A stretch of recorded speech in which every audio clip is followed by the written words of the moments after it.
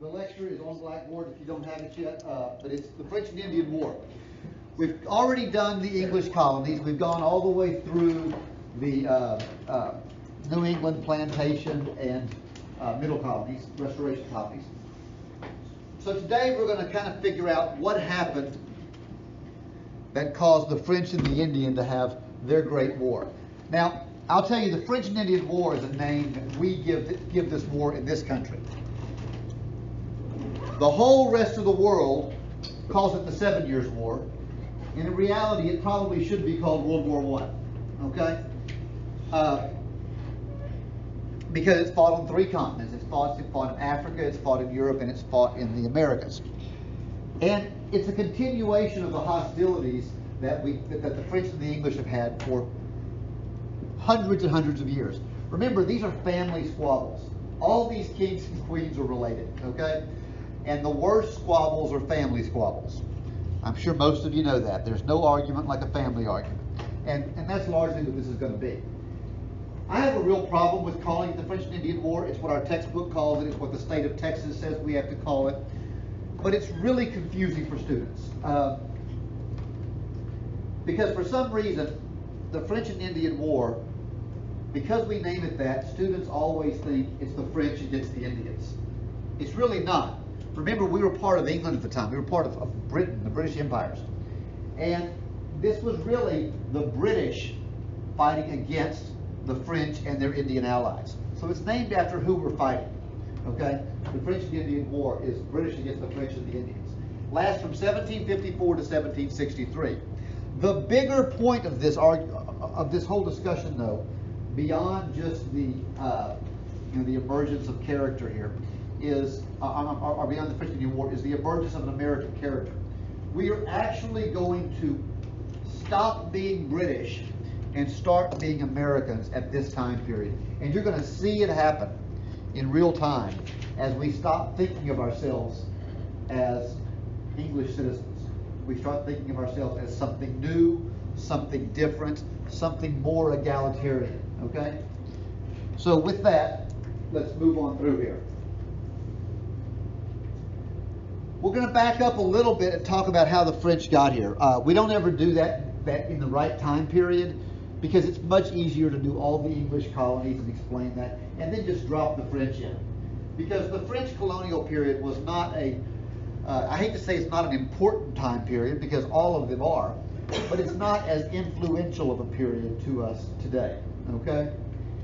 The French actually arrived on the North American continent well before the British did. We know the British showed up in 1607 with the establishment of Jamestown.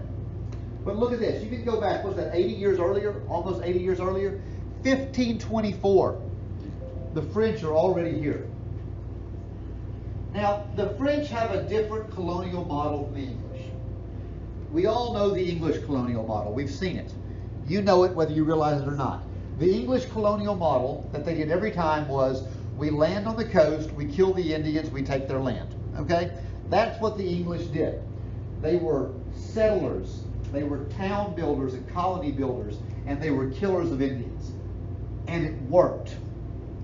The French had a totally different way of looking at things. The French came as Indian allies. They came as exploiters of the land, not conquerors of it. Now, what does that mean?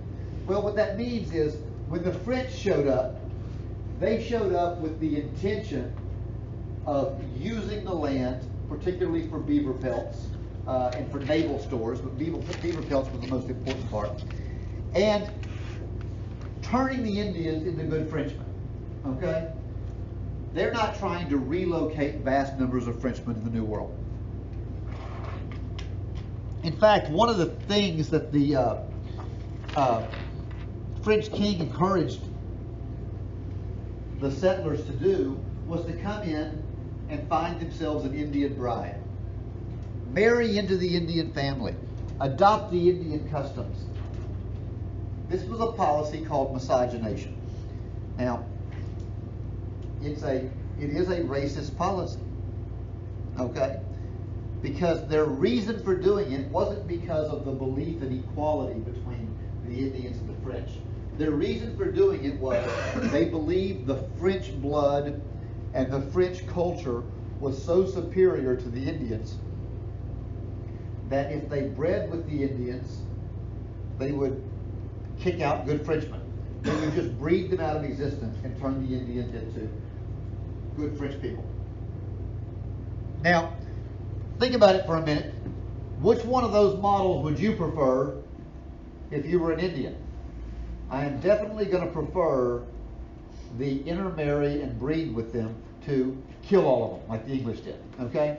So the French are going to have a much better relationship with the Indians. In fact, many of their settlers came over here as coureurs de bois. Now, this is one of those words that doesn't translate well to English because it literally means like messenger of the woods or man who flies through the woods, okay? It doesn't translate well. If you want to go to a more figurative translation, sometimes we say this means wild man, okay? The image I have of a coureur de bois is like of the Viking berserker, this man that just in times of battle becomes this fierce warrior that with incredible strength and incredible powers, okay? We're not talking Superman here, but we're talking about a real super warrior, okay? Well, how were the French trappers doing this? Well, what they were doing is, instead of coming and bringing European ideas, they were coming and adopting the English idea, the Indian ideas. They were adopting Indian customs, eating Indian food, marrying Indian brides, wearing Indian clothes, learning to fight in the Indian strategies. This made them able to live off the land and fierce warriors. And it was said at the time that one French coureur de bois was equal to 10 Englishmen. That tells you something right there about how tough these guys were. And it's a good thing because there's a whole lot more Englishmen than there are Frenchmen. They better be able to fight hard. All right, so let's introduce this guy, La Salle. La Salle is one of my favorite men in history.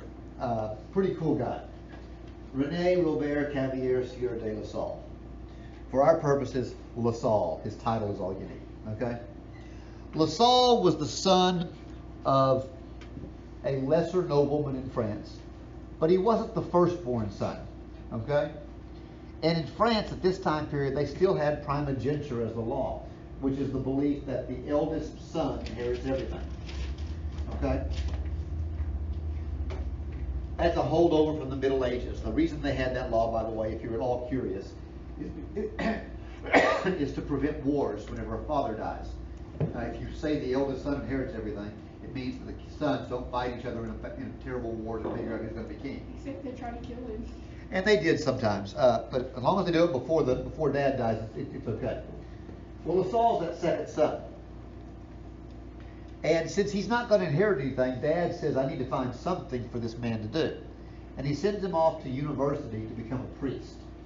This was a common thing that we did with second sons. Because a priest can eventually become a bishop and can make a good amount of money and make a good living.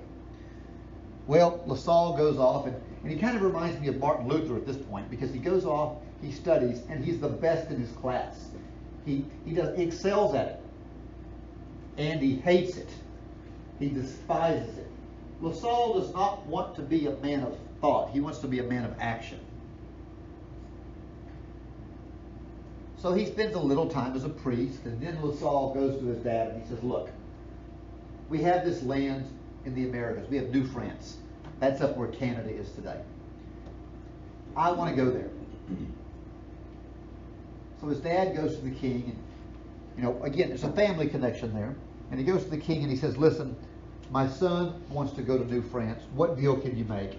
And the king gives La Salle the contract for all of the fur trapping in New France, all around the Great Lakes area. He's going to have exclusive right to trap and sell fur. Now guys, think about how much this is worth. when a beaver pelt was worth more than its weight of gold.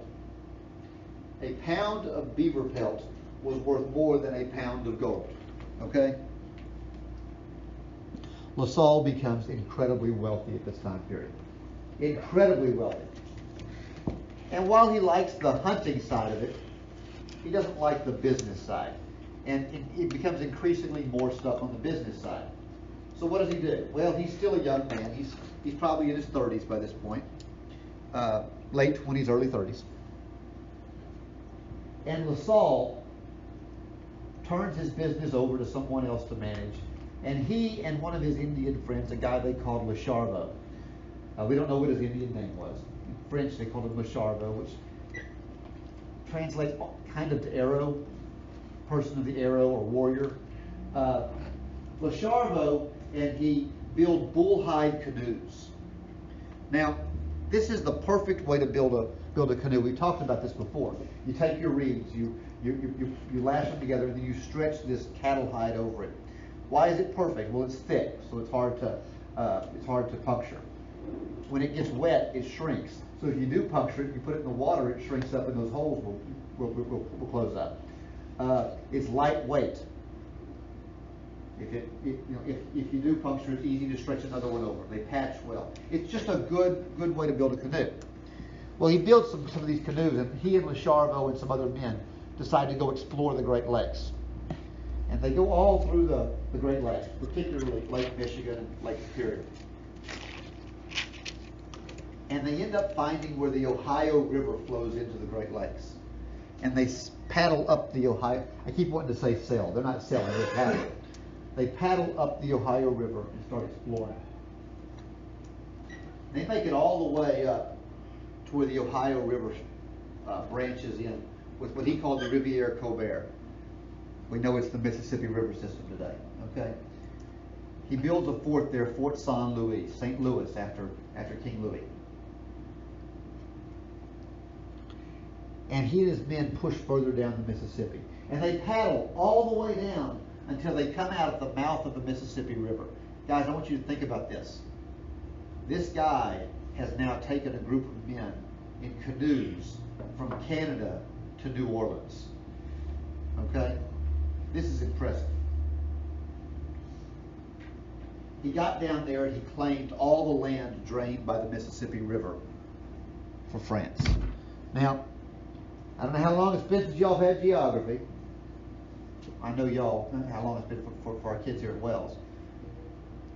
But if you don't know how much land was drained by the Mississippi River, I'll show you a picture in a minute, but it's basically everything between the Appalachian Mountains and the Rocky Mountains. It's 2/3 of the modern United States.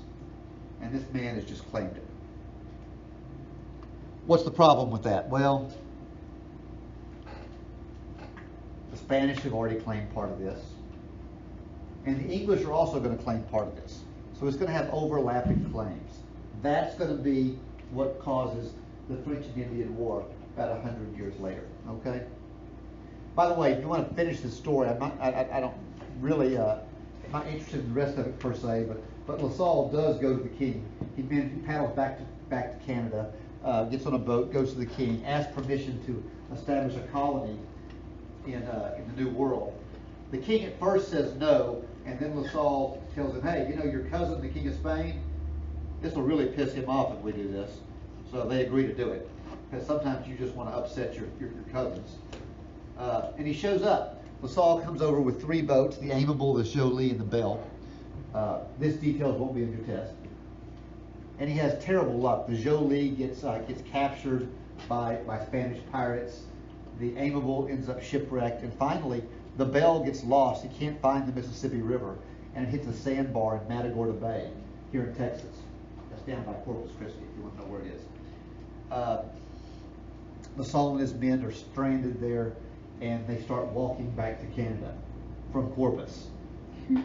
They made it to East Texas, and La Salle was murdered by his own men. Some people say they ate him. He was either buried, there's 2 places that claim it. It was either right outside of Alto, Texas, and there's a marker there, or outside of Navasota, Texas, and there's a marker there as well. We don't really know which one is true. All right, so the importance of this, though, is The French have now claimed this vast area.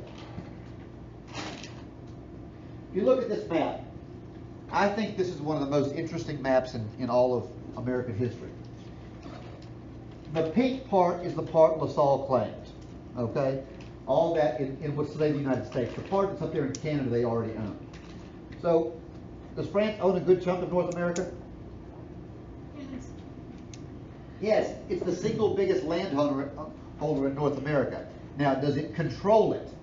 No, not really. Spain is in green down there in Florida and what's today Mexico and South America.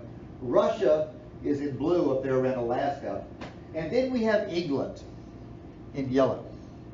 Now, if you look at that map, if you were an alien dropped here from outer space, and this is the map you got, and you knew no history, who would you think was going to be the big winner in all this? The British. Why? Because they surround France. The British have the advantage. Even though they're not the largest landowner, France actually owns a little more land, but the British have pincers around them, right?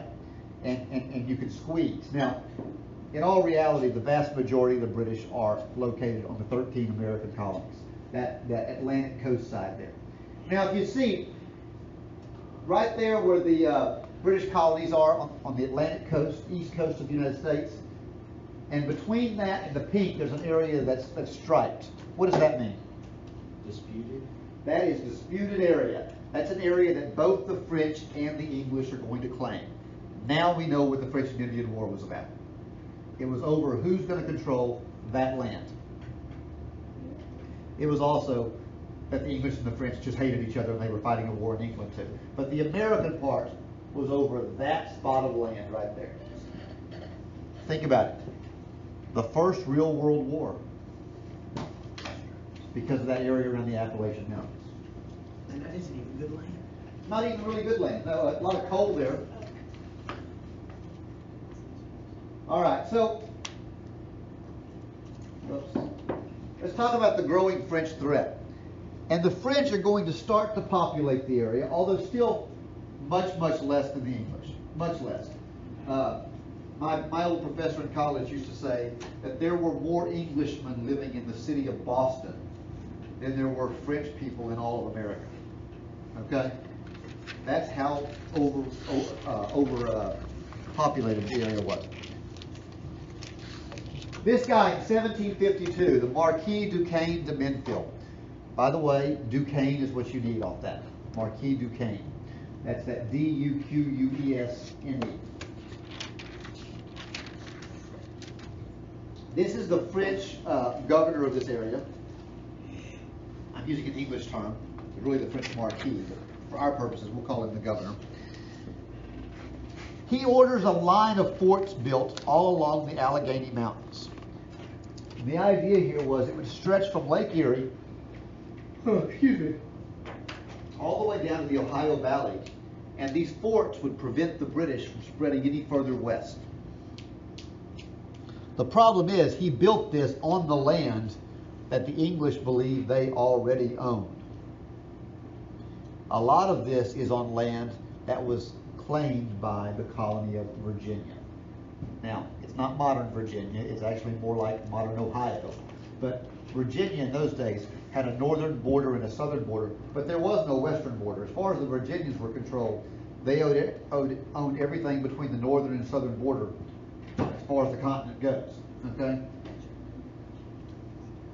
So these forts are built there. Now these are not great forts. They're they're wooden forts. They're there. They're not heavily armed. Not a lot of men in them, but they're there to prevent any future attacks. And our first big attack happens. The first clash happens in 1754, right here in the Ohio Valley. If you want to know where this is where modern day Pittsburgh is. Okay? The British governor, lieutenant governor, a guy named Lieutenant Governor Dinwiddie, wants the French pushed out. And he looks around and he tries to find the right person to send. And he finds this young surveyor and British militiaman, Virginia militiaman actually, who was either 19 or 20, I've read it both ways in different books, George Washington of Virginia. Now, this 19 or 20-year-old captain in the Virginia militia is ordered by Lieutenant Governor Dinwiddie to go out and take a message to the Marquis Duquesne that he is to evacuate British land immediately. And they give him a dozen men to go with him.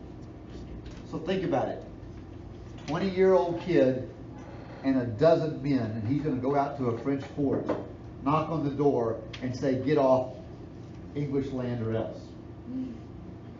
Well, he did just that, and they laughed at him.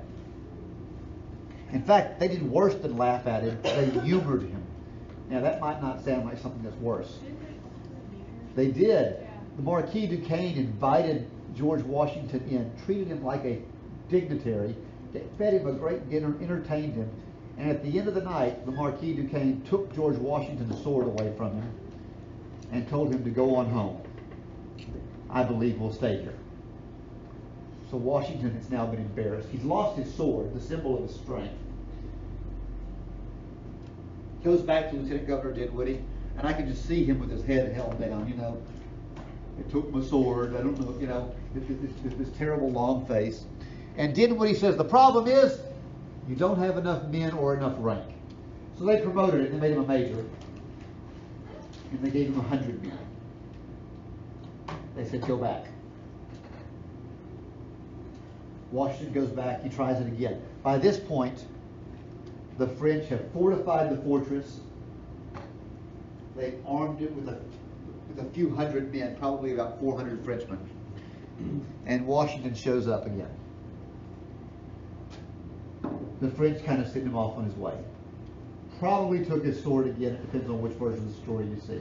He's probably lost his second sword here. Washington believes he has to fight. That was his order. So he attacks this fortress with 100 men. This is stupid. I'm telling you, as an old military man, the rule when attacking a fortress, and attacking a fortified position, is you want 10-to-1 odds. You want 10 men for every 1 man in the fortress. Instead, he's got 100 men attacking 400 men in a fortified position. Bad idea. Washington is repulsed, and he flees back and he builds his own fort. We call it Fort Necessity. I hate to use the word fort here, because fort brings up images, at least in my mind, of these, you know, these stone walls and cannons and, you know, these powerful places. This fort is more like the kind of fortress my son would build in the woods when he was 8, where you just gather whatever crap you could find, stack it up in a wall, and hide behind it. Okay? That's what Fort Necessity was. Washington loses the battle. The French, along with the Delaware and Shawnee Indians, in fact, to add insult to injury, after they defeated him, they took the beginnings of this fortress that Washington started, they completed it, made a bigger fortress, and named it after the French governor. Fort Necessity was renamed Fort Duquesne. By the way, later the British are going to capture it and rename it Fort Pitt. It's where Pittsburgh gets its name. By the way, if you want to know where this is located, I don't know if we have any football fans in here, but if you're an old school football fan, you know the Pittsburgh Steelers used to play in a stadium called Three Rivers Stadium. Three Rivers Stadium was built right on top of this. It's where the three rivers meet. This slide always bothers me because that picture in the middle is supposed to be a bomb to show that there was a big explosion, but it looks strangely like cauliflower to me now. Looks I don't know what the deal is. I drew a tree. It's like I drew a tree. Yeah, it's supposed to be like a bomb exploding, but it looks like cauliflower. I don't understand. I drew a tree. I knew it was supposed to look like a bomb, but I ended up drawing something that looked like a tree. So I just wrote boom to the side. All right, so it's 1754 now. We're worried about the French are winning so far. And a printer from Pennsylvania, originally from Boston, but now living in Pennsylvania, named Benjamin Franklin, calls for a Congress of the colonies. He wants all the colonies to send delegates. And his plan at this Albany Plan of Union was that the colonies would form a national military and they would unite to fight each other, or fight for each other. So the thought is, if the French attacked Virginia, Massachusetts would show up and help fight, help defend them. Connecticut would show up and help defend them. That was his plan. And to show what he meant by this, he designed this banner as the first flag of the Albany Congress. This, by the way, was what Franklin wanted to be our first flag of the United States, too. One of the most famous flags in history. I love this flag. Wait, what's that mean again? I've seen that. It's called the Join or Die flag. And if you look at it, that's a rattlesnake. A rattlesnake is a very dangerous snake that is native to North America. But the rattlesnake is only dangerous if it's all together. It's a dangerous creature that can attack. But if it's broke up in parts like this snake is, it dies, it's useless. A dead snake can't attack you. So his message was, each one of those parts of the snake has a colony's name on it. Virginia, South Carolina, North Carolina. They're all labeled out there. But if you put them together, they're this dangerous snake that can attack. What do you think about that for imagery? I think it's a pretty good idea for a flag. Mm-hmm. It's pretty awesome. This, by the way, changes. This is in the evolution of our flag, this becomes the Don't Tread on Me flag that you've seen before. Did you just explain that to her? Yeah. Oh, okay. The problem here is only New England, New York, Maryland, and Pennsylvania sent states, are sent delegates. By the way, it says New England because at this point, Massachusetts, New Hampshire, all the Connecticut, they were all still one colony. So they send their delegates, other states don't. What's strangely missing from that? Most of the southern colonies. Okay? Without everybody, it's going to be completely ineffective. It fails. And in fact, the League of the Iroquois, the largest Indian nation out there, ends up laughing at the colonists, and they start trading with the French instead. We have probably just lost the single biggest Indian ally we could have had.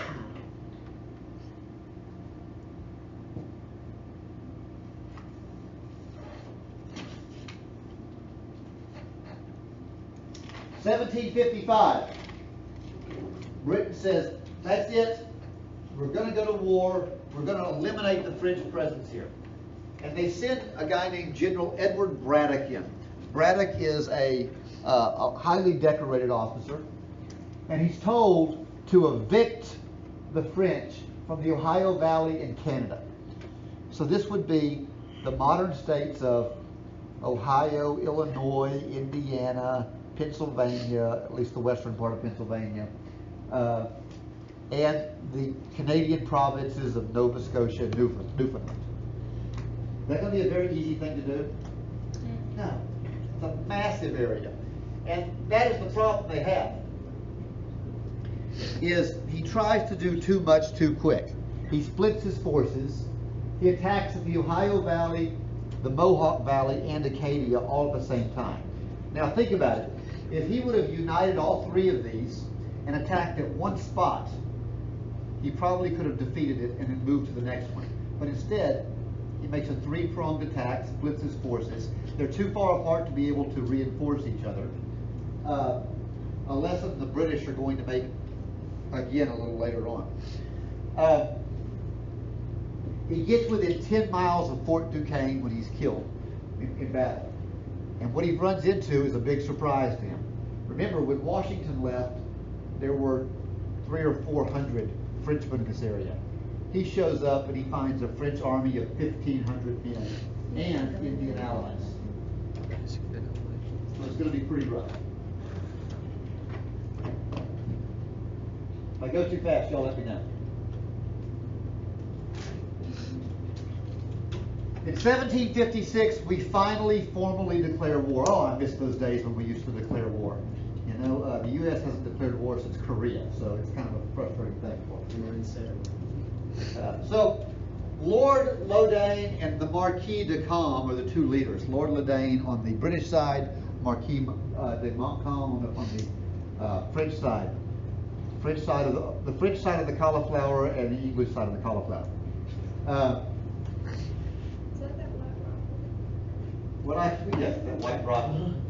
What I find interesting about this is, while we call it the French and Indian War, because we fought against the French and the Indians really did exploit both sides. They went wherever the best deal was. There were Indians that fought on our side. There were Indians that swapped sides from one to the other. By the way, y'all heard of scalping, right? The movies where the Indians would cut the tops of the heads off of people. That was actually a British practice that was taught to the English. The English, under Lord Lodane, they told the Indians that for every French scalp they brought them, they put a bounty on them, they paid them for it. So we actually, the English actually taught them how to do that. So war is declared. Now, we oftentimes look at things in hindsight. I'm going to pull this whole slide down. And we think that an outcome to a war is, should have always been known. But I have to tell you, if you looked at the strengths and weaknesses at the start of the French and Indian War, and you looked at it honestly, I don't know which side you would have expected to win. Out of every slide we do, this is probably the most important slide that we have, because we're looking at the British and the Colonials here and how they're going to have to get along, because these guys, they're going to have to work together. And remember, I told you that we're starting to think of ourselves. Teachers, pardon this interruption. Please release the cross-country team to go to lunch. Thank you. We are starting to think of ourselves as something different. I know you got to go. It'll be recorded, so you can listen to the rest of it, okay? Go and do a breakfast. All right. Thank you. Let's look at the different methods of fighting. And as we go, I want to talk about this a little bit and see if y'all can tell me which one you think is more effective.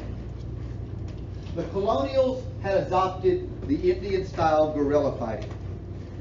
Y'all know what guerrilla fighting is. Hide, ambush, attack, flee. It's the British were still using the old-style Napoleonic-style warfare. They were in marching formations.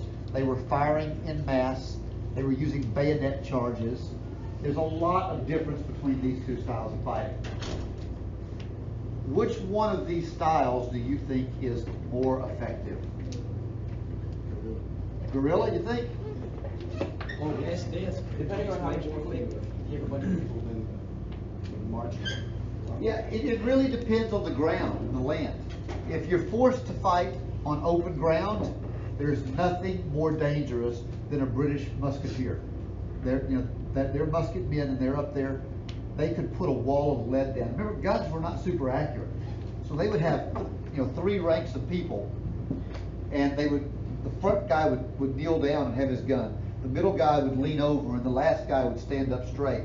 And when the order was given, they would all fire at one time, and a wall of lead just went down and killed everything. Massive, and put fear in people. However, guerrilla fighting is we hide behind trees and we take snipe shots at people and then we run away. Guerrilla fighting is not nearly as effective in large-scale battles. It's not as efficient at winning a battle quickly. But if you're a small force, you can get an advantage from it. Okay? The British hated the colonists for this. They wanted the colonists to get in formation with them and use them as musket men. Colonists did not do well with this. Whenever we were used this way against the French, the colonists would one volley and they'd flee because they're not trained to stand there for that. Second, military organization. The British had highly trained officers who had served in the military for their whole life. The colonists would elect their own colonels, their own officers, and they did not want to be led by the British officers. They wanted to be led by their own men. Which one of these is more effective? I think the British is definitely more effective here. You want somebody that knows how to fight a war, okay? That's going to cause problems because the colonists are not going to want to listen. Third, military discipline. Let's just be honest. The colonials had no military discipline, okay? Colonists militiamen were notorious for, in the middle of battle, if they decided they wanted to go home, they just left and went home. You couldn't get them to stay on the battlefield when the fighting started. They would flee. No deference to rank, no military protocol. But they were much more independent thinking. And if you put them out in the woods, they would act on their own much quicker and were great for ambushes. The British were great discipline. Think about how much discipline you must have to stand there at the front line and you fire your musket and then you're going to spend 2 minutes reloading it while you're just standing there getting shot at. How hard must that be? 2 minutes? It took about 2 minutes to reload a musket. Yeah. So military discipline, I give the British the advantage. Finances. The British believed that taxes should be raised to pay for the defense of the colonists. The idea is, look, we're spending a lot of money keeping you alive and defending you. Taxes should be paid for it. And they make sense with that. The colonists believed, you're the king, it's your responsibility. You're daddy's supposed to take care of me. So it's a totally different way of thinking.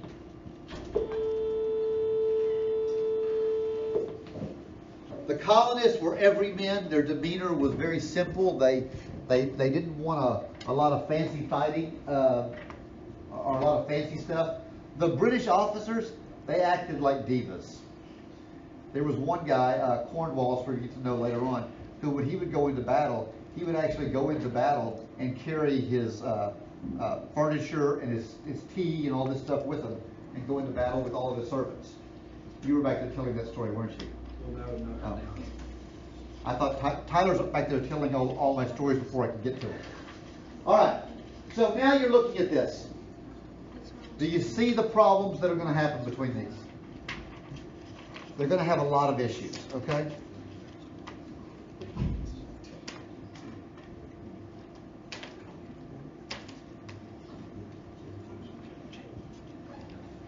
So, 1757, this guy, William Pitt, emerges as the foreign minister. He's the guy in charge of the Americas for Parliament. And William Pitt is loved by the colonists. He doesn't consider the colonists to be their backwards little redneck brothers, like other people have done. He understands their concerns, and he offers them a compromise on this. He tells them, listen, if you will be loyal and you cooperate, if the colonies are loyal and they cooperate, when this is over, the Crown will reimburse the colonies for any money they spend in the defense of the war. Well, that's awesome. We like that. So they're willing to spend a lot of money because they're being promised they're going to get it paid back to them. And to make matters even better, they agree to fire Lord Loudoun. Lord Loudoun thought of them as their backwards cousins. The result, colonial morale increased and the war started to turn. By 1758, the English are actually winning the war. Are y'all still writing? All right, I'll give you a little bit of time to get finished. I keep laying my coffee cup down in a different place and I have to find it every time. I promise I won't drink it if you want to leave it there. I can trust you. I put it in front of Carson, he might drink it. I don't even like it, so you're good. You don't like coffee? Yeah. You are a communist. All Put right. sweet tea there, though. You got it? Like, you know. Oh, yeah. Are you done? Finished?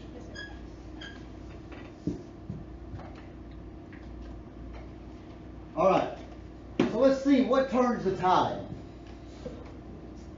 This is what the map starts to look like. And again, what turns the tide is that the Americans bought into the need to fight this. And by 1761, that old family argument between the Spanish and the French starts to break down. And the Spanish and French become allies. Now, they're really allies at the war going on in Europe, okay? But by dragging them, this is going to be important. Because when the war is over, when we defeat the French, since the Spanish were their allies, we're going to have a claim on Spanish land too, even though we didn't have to actually fight them. Look down there at Spanish Florida, and you start realizing what they're thinking about, okay? So the tide turns, the British start winning the war. They won the war the same way the Union defeated the Confederacy. They did not outfight them. The French outfought the English. They outlasted them. What is that? What is the difference between outfighting and outlasting? Nobody? Okay, why could they keep going? You're right. People. They had more people. The English were willing to keep pouring people in because they had enough. And they're just going to keep letting people die until they win. The same thing the Union did to the Confederacy in the Civil War. Okay?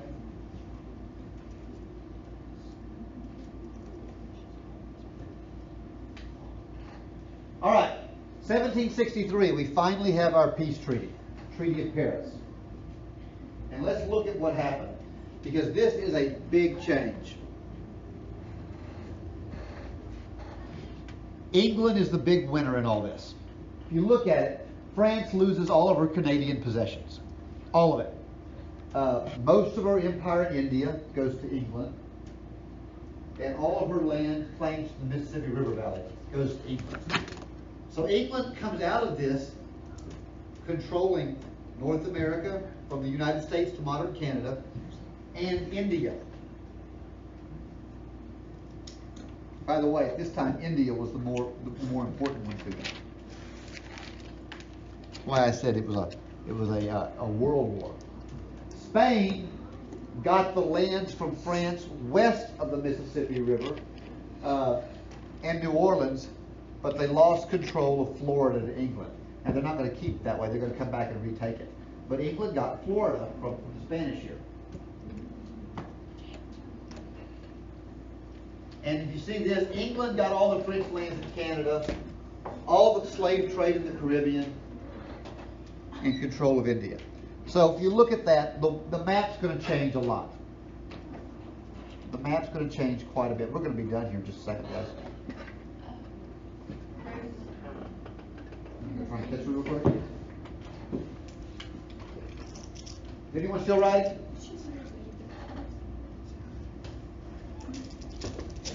All right, so this is what North America looks like in 1763. What's changed? Ain't no France. There's no France on that map anymore outside of the islands. And the two big winners are England and Spain. England's really the biggest winner of the bunch. Pretty impressive.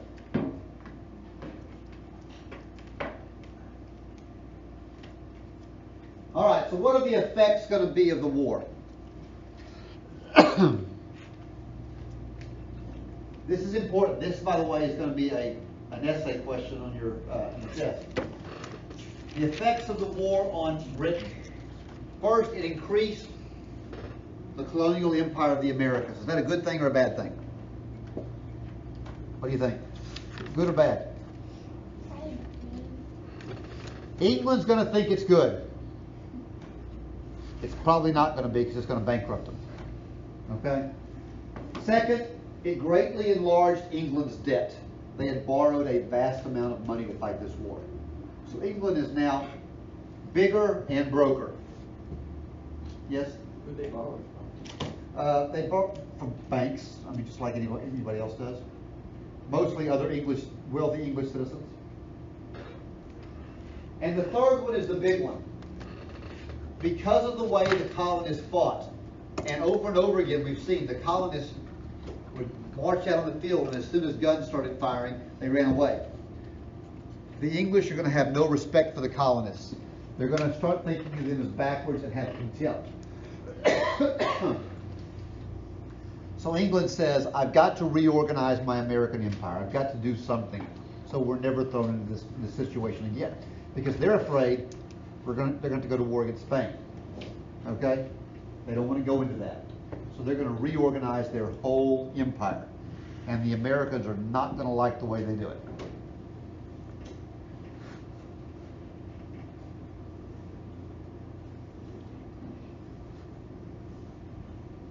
All right, so what are the effects of the war on the colonials?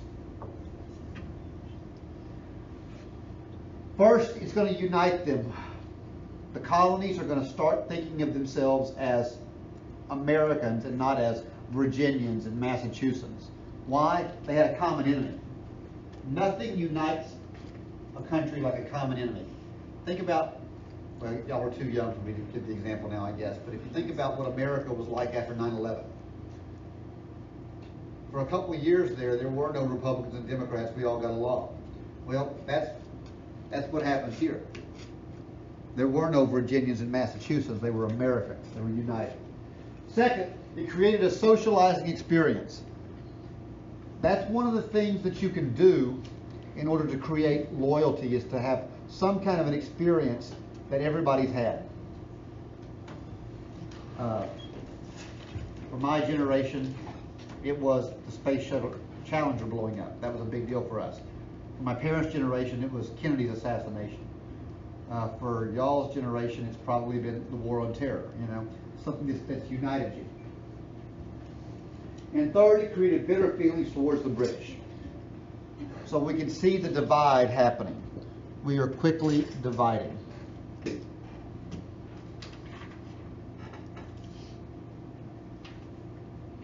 We will pick up here at the next lecture. It's a good place to stop for today.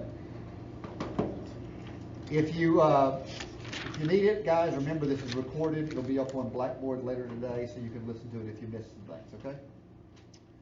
See y'all later.